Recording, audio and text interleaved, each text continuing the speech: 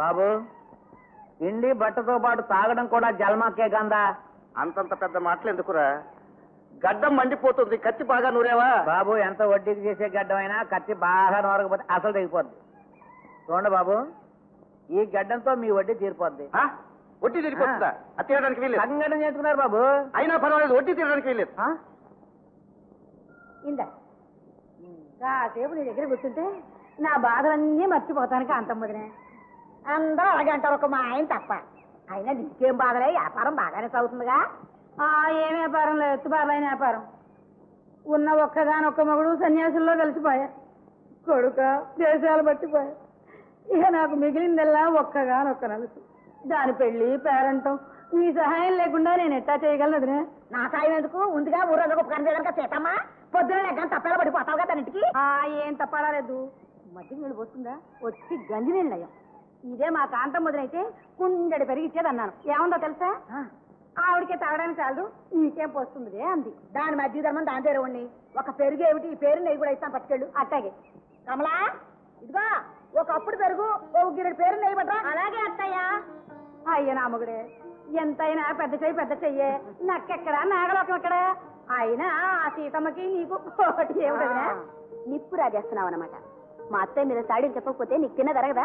సర్లే, పెద్ద వెనకేసుకొస్తున్నా అత్తయ్య, పెద్దానికి వెనకేసుకురాకేంటి?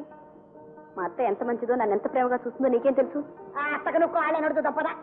నువ్వు చూసినా చూడకపోయినా నేను అట్లాగే అవుతాను. అయ్యో రామగుడా, ఆ సీతమ్మేనా ప్రేమగా చూసేది? అందరూ చూసుకుంటారు, బంగారం బొమ్మ. నేనైతేనా పువ్వుల్లో పెట్టి పూజ చేసుకుంటాను. మా వాడి ఇక్కడ లేకపోబట్టి కానీ వదిన ఉంటే ఈడు దొడిగా. అవురవురా, నీ కడుపులో ఎన్ని గొంచెమ్మ కోరికలు ఉన్నాయే? నీ తాగతక్కడ నా తాగతక్కడ పేడ బిస్కు పిడకలు చేసుకునేదాను, దాత విజయం అనుకుంటున్నావా? అత్తయ్యా, ఈ పెరుగు నెయ్యి ఎవరికి పోయమంటావు? నేను ఎత్తున పోసుకో. అలాగే పోసుకుంటాను అత్తయ్య. మళ్ళీ గడప దొక్కే జాగ్రత్త. తొక్కని తొక్క నీ గడపే తొక్కరా? నీకంటే ఆ సీతమే నయం, పోసిన మట్టికి తిరిగి తీసుకోదు. పొద్దున్నే లేసి ఎవరి మొహం చూశాను. ఈ సంవత్సరం శ్రీరామ ఉత్సవాలు భలే జోరుగా జరుగుతాయిలే. ఎడ్ల పందాలు ఉన్నాయనా? మరి పక్క నుంచి చాలా ఎడ్లు వస్తున్నాయంట. వస్తే మటుకు మన గోపాలం ఎడ్లతో పోటీ పడే ఎడ్లు చుట్టుపక్కల ఉన్నాయంటే. మరి సోమయ్య బాబు పెద్ద పంది బట్టలు కొనుక్కొచ్చాడుగా, ఆడి సంగతే. సోమయ్య ఎడ్లు కూడా అంతే, సోమారు కొట్లే. ఎవడరా అన్నది నా ఎట్లని సోమారి కొట్లని? ఊరంతా మోత మోగిపోతుంది బాబు, గోపాలం గారు ఎడ్ల దగ్గర గెలుపని. ఏటయా ఎటు గొప్ప, మన ఎట్లా తక్కువ తినయా? తినడానికి దానం ఎక్కువ తింటున్నాయి, దమ్ము తక్కువ అంటున్నారు వాళ్ళు. నోర్మయ్, 4 కోసేస్తా మరోసారి ఆ మాట అన్నావంటే. నాకెందుకు బాబు, ఎట్లలో తోడలేవు, నలిగిపోవాలి, గడ్డాలకి ఇసుకు బతికివ్వండి. అయ్యారు, పందేలకు ముందు 2 సీసాలు సారా పట్టించమంటారంటే మన ఎడ్లకి. మన ఎడ్లకి కాదురా.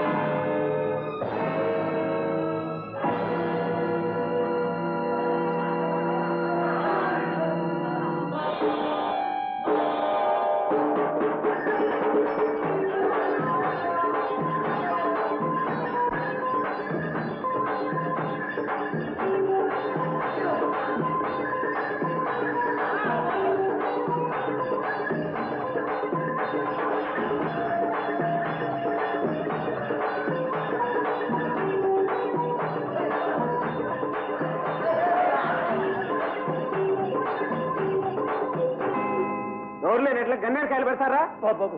ఇంకెప్పుడు ఇలాంటి తప్పు ఈసారి క్షమించండి. ఈ సవారి పందెం మరో 2 నిమిషాల్లో ఆరంభం కాబోతున్నది. 9 చుట్లు తిరిగి ఎవరు ముందుగా గమ్యస్థానం చేరుకుంటారో వారికి వెండి కప్పు 1116 బహూకరించబడతాయి.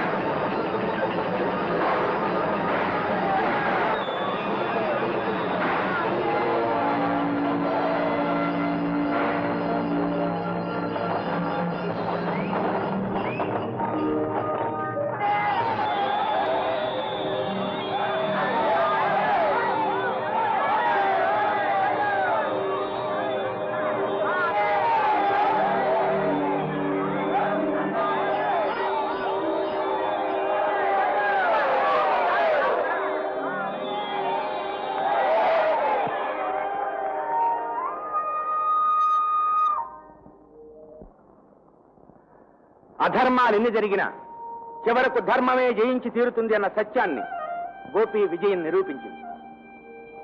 ఈ సభకు అధ్యక్షత వహించడానికి అంగీకరించిన కలెక్టర్ గారిని అభినందిస్తూ విజేతలకు బహుమతి ప్రదానం చేయవలసిందిగా వారిని ప్రార్థిస్తున్నాను. విజయం సాధించిన చిరంజీవి గోపిని వేదిక మీదకి రావాల్సిందిగా కోరుతున్నాను.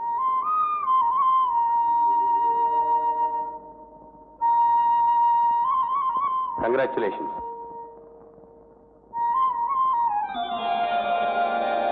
వెండి కప్పు 1116. ఈ ఉత్సవాలు పందాలు ఇంత సంబరంగా జరిగినాయి గనక కలెక్టర్ గారు మనమంతా చాలా సుఖంగా ఉన్నామని అనుకోవచ్చు. సహజమే, బంగారం లాంటి భూమి ఉంది, ప్రాణం పోసే నీరు చుట్టూ ఉంది. కానీ ఆ నీరు వ్యవసాయానికి సరిగ్గా ఉపయోగపడడం లేదు. ఇక్కడ కళ్యాణి నదికి ఆక్విడేట్ కడితే ఈ ప్రాంతానికి జలాధారం ఏర్పడుతుంది, రాకపోకలకి సౌకర్యంగా ఉంటుంది. మన ఊళ్ళన్నీ పాడి పంటలతో పచ్చగా ఉంటాయి. కనుక కళ్యాణి ప్రాజెక్టుకు సిఫార్సు చేయవలసిందిగా కలెక్టర్ గారిని ప్రజలందరి తరఫున కోరుతున్నాను. తప్పకుండా సిఫార్సు చేస్తాను. అయితే ఒక్క విషయం, ప్రతిదానికి ప్రభుత్వం మీదే పూర్తిగా ఆధారపడడం మంచి అలవాటు కాదు. కొంత మీ కృషి కూడా కావాలి. శ్రమ రూపంగానో ధన రూపంగానో సాయపడాలి. అన్ని విధాలా సాయపడతాం. రైతు కూలీలందరూ శ్రమదానం చేస్తాం. మొదటి చందాగా ఈ బహుమతి డబ్బు 1116 కలెక్టర్ గారికి అందజేస్తున్నాను. థ్యాంక్స్.